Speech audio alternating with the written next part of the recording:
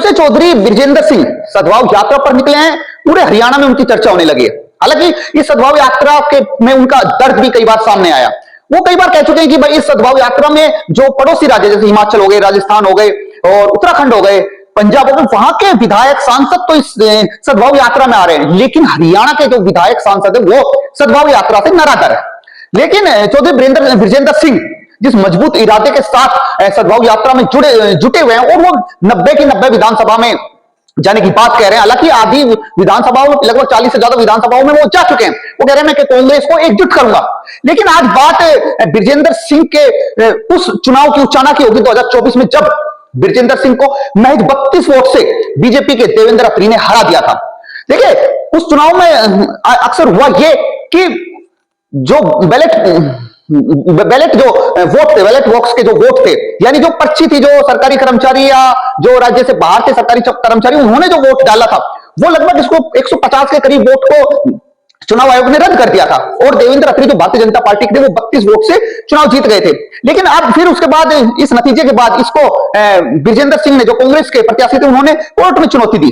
Court ने अब जो फैसला दिया है उसमें कहा है कि भाई देवेंद्र अत्री ने जो उसके बराबर में एप्लीकेशन डाली थी कि भाई अब इस पर सुनवाई ना हो, कोर्ट ने रद्द कर दिया। कोर्ट ने कहा कि भाई ये सुनवाई लायक चीज है, इस पर सुनवाई होगी।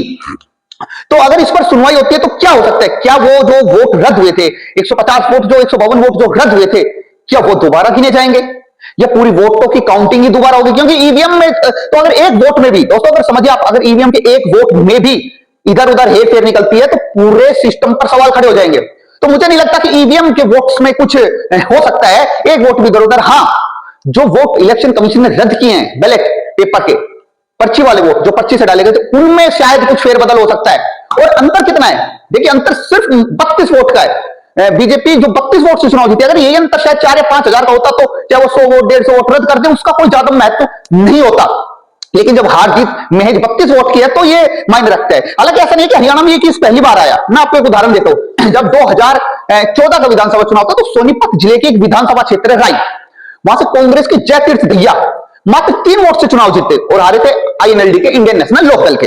मामला कोर्ट में गया और कोर्ट में 6 साल लग गए।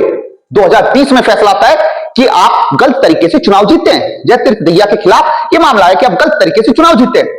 अब बताइए, जब 6 साल बाद आए, वो तो 5 साल तो विधायक रहा नहीं, विधानसभा में वो जा नहीं सका, विधायक वो बन नहीं सका, लेकिन बना कौन? जयतीर्थ दहिया। 5 साल निकाल गए। 5 साल निकालने के बाद वो 6 साल बाद फैसला आता है। तो अब इस फैसले का क्या है? क्या बृजेंद्र सिंह और देवेंद्र अत्री के केस में भी यही होने वाला है? क्योंकि लगभग 1.5 साल हो गए। 1.5 साल में कोर्ट ने सिर्फ इतना फैसला सुनाया है कि देवेंद्र अत्री की याचिका खारिज की जाती। कौन सी याचिका? वो याचिका जिसमें कहा गया था कि दोबारा वोटों की गिनती ना हो, बैलेट पेपर्स के वोट्स की गिनती दोबारा ना हो, उसको खारिज किया गया है सिर्फ। तो अभी तो ये लड़ाई और लंबी चलेगी और हो सकता है कि 5 साल से ज्यादा का समय इसमें लग जाए। अगर मान लो 2029 के विधानसभा चुनाव में जीत जाते हैं चौधरी बृजेंद्र सिंह, मान लो दोबारा लड़ते हैं और वो जीत जाते हैं और फिर उसके बाद ये फैसला आता है, तो इस फैसले का क्या महत्व बचेगा? इसका क्या अर्थ बचेगा? और ये बात सबको पता है कि शायद फैसला इतनी ही लेट आएगा।